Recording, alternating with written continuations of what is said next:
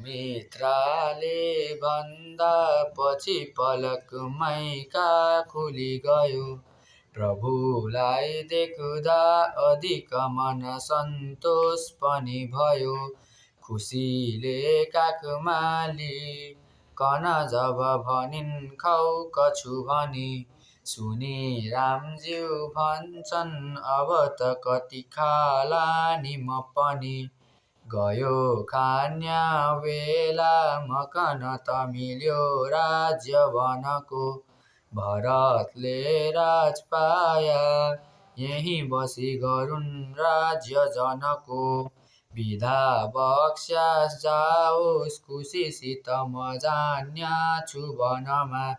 म चाँडै फिर्न्या छु बिरह नहोस् कति मनमा।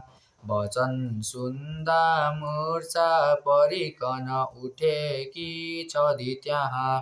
भनिन् कौसल्याले अब म तिमीलाई छोड्दछु कहाँ। भन्या राजाले तर म तिमीलाई रोक्दछु यहाँ। कि साथै लैजाऊ मकन तिमी जान्छौ अब जहाँ। तिमीलाई बिदा दिई म कसरी यहाँ दुःख सहुला। बरु प्राणै त्यागी यमपुरीमा जाइरहुला। विलाप कौसल्याको यति सुनि दयाले भरि भयो। त्यहाँ लक्ष्मणको मन तब अरु उपर रिस हुन गयो।